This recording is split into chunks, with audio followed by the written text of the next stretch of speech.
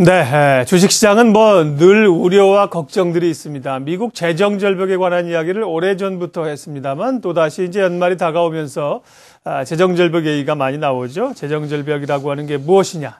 국내 증시 또 영향은 어떤지 다시 한번 짚어봅니다. 루카스 투자자문 김찬기 상무님 함께하겠습니다. 어서 오십시오. 네, 안녕하세요. 미국 대선을 앞두고 또 연말로 다가갈수록 재정 절벽에 대한 우려가 다시 커지고 있는데요. 미국이나 글로벌 시장에 이렇게 다들 두려워하고 있는 이유는 어디 있습니까? 재정 절벽이란 말이 뉴스에 많이 나오지만은 아직까지는 생소하실 듯해서 용어 개념부터 한번 말씀드려 보겠습니다. 재정 절벽이란 것은 지금까지 집행되어 오던 예산이 갑작스럽게 삭감되거나 중단됨으로써 경제 전반에 큰 충격이 오는 경우를 말합니다. 결국은 이 말은 무슨 얘기냐면 긴축 정책을 한다 이 얘기입니다. 구체적으로 지금 미국에서 보면은 표에서 보시는 바와 같이 세수 증가, 그다음에 정부 지출 축소, 이걸로 인해서 미국 GDP 4 내지 5% 수준에 달하는 5 내지 7천억 달러 수준의 유동성 감소 효과가 발생한다 이렇게 보고 있습니다. 지금 세계 각국이 유동성 확대를 꾀하면서 경기를 살려보려는 시점에 긴축 효과가 발생되면 과거의 공황이 긴축 정책이 섣부르게 나와서 발생됐다는 두려움이 있기 때문에 시장 압박으로 작용하는 것 같습니다. 조사 기관마다 차이는 있지만은 재정 절벽이 현실화될 경우 GDP 기준으로 약 4 내지 5% 역성장하면서 미국 경기가 침체 국면으로 들어간다 이렇게들 보고 있는 것 같습니다.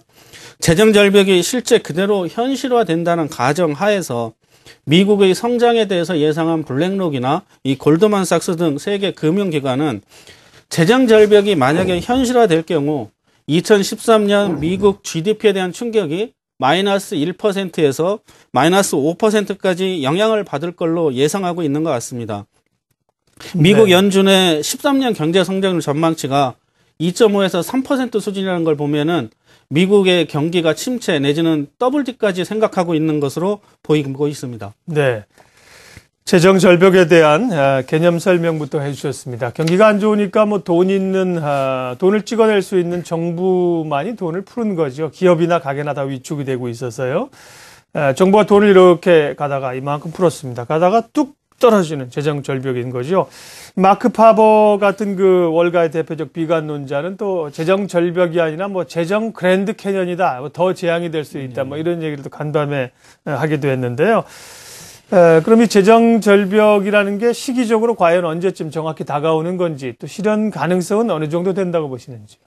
미국의 재정 절벽이 앞서 말씀드린 대로 이제 파괴력이 굉장히 큰 사안으로 발전할 수도 있고 또 재정 지출에 관한 문제이기 때문에 미국의 정치 일정하고도 상당히 밀접한 관계가 있는 것 같습니다.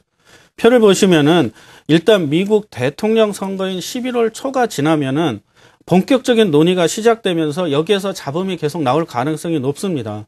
여기에 연말과 2013년 연초에 발효되는 세금 감면 정책 종료, 예산 삭감, 또 길게 보면은 9월 달에 임시 예산안을 편성했는데 3월에 종료되는데요. 거기까지 연장될 수가 있는 것 같습니다.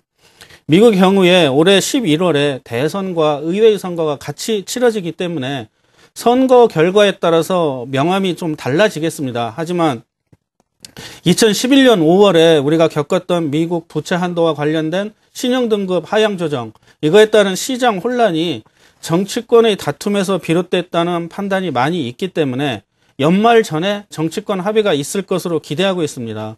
이런 정치권 합의가 지출 삭감과 세수 증가를 일부 유예시키는 것으로 나타날 것으로 보는데, 그렇다고 하더라도 이것이 시장의 불확실성으로 작용해서 뉴스에 따라서 시장이 영향을 받는 것은 피할 수 없어 보입니다.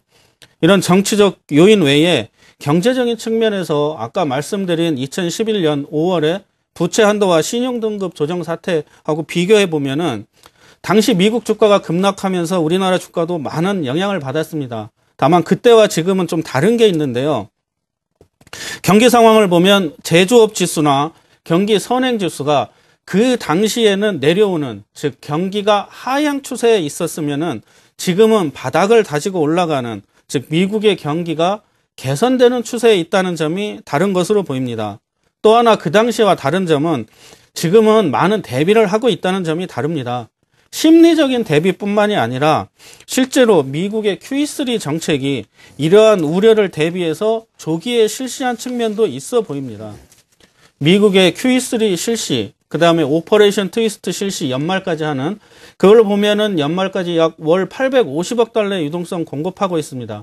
이렇게 볼 때 단순하게 보면은 재정 절벽의 현실화가 일어난다고 하더라도 실질적인 유동성의 흡수는 상당히 작아지게 됩니다. 또 그 영향도 시간이 갈수록 감소해서 QE3 효과가 본격화될 즈음에는 유동성 누적 효과가 더 클 것으로 보고 있습니다.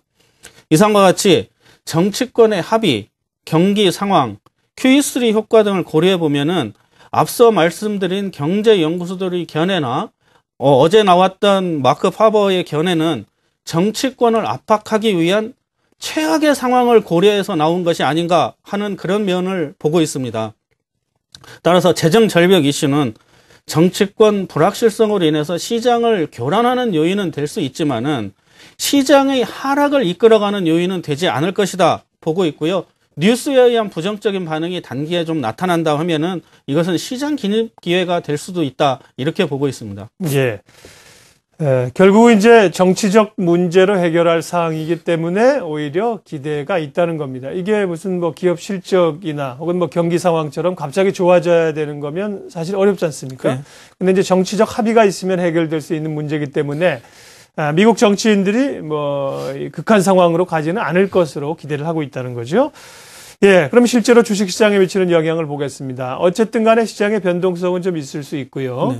네. 상황에 따라서 부정적인 영향을 일시적으로 줄 수 있을 텐데요. 먼저 미국 시장은 여기에 대해서 어떻게 반응을 하고 있고 어떻게 또 앞으로 움직일까요? 예, 미국 시장이 지난주 금요일 날 뭐 블랙 먼데이와 비슷하게 많이 흔들렸습니다.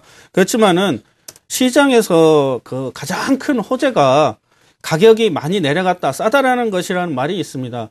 역설적으로 보면은 가격이 많이 올랐다, 이런 것이 가장 큰 악재가 될 수도 있는 것으로 해석할 수 있습니다.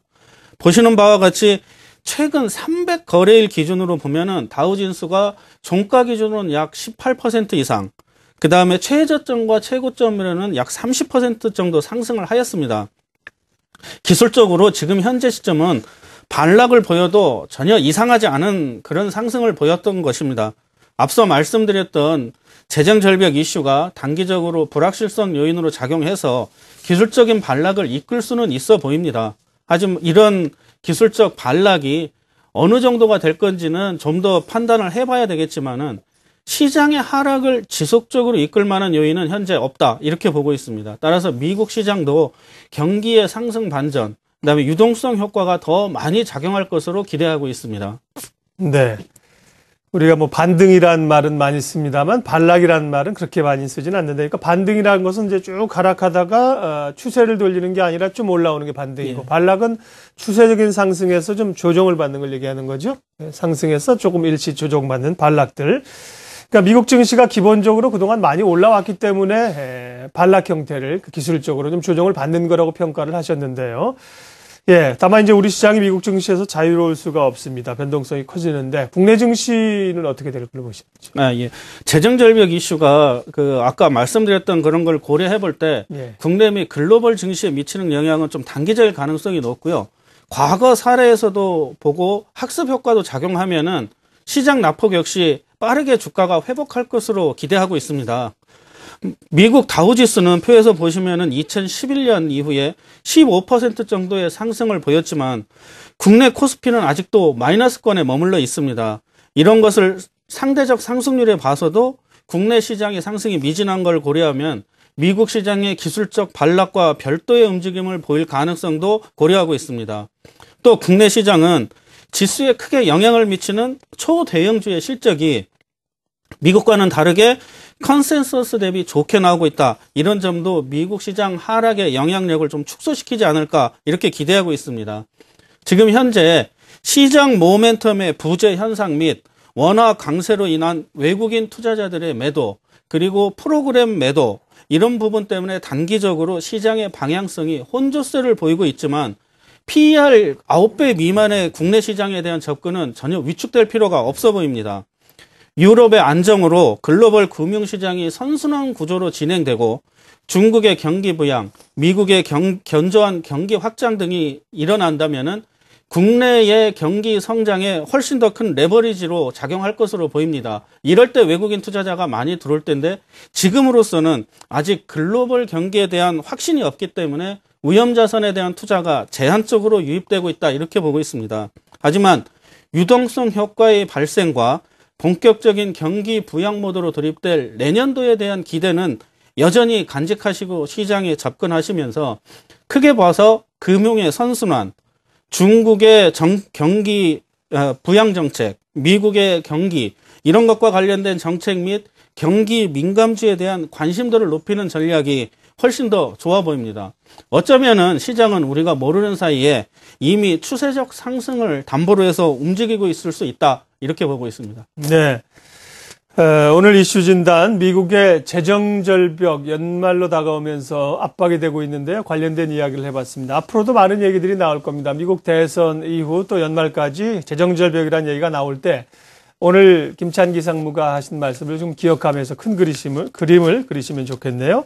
루카스 투자자문 김찬기 상무와 함께했습니다. 고맙습니다. 네, 감사합니다.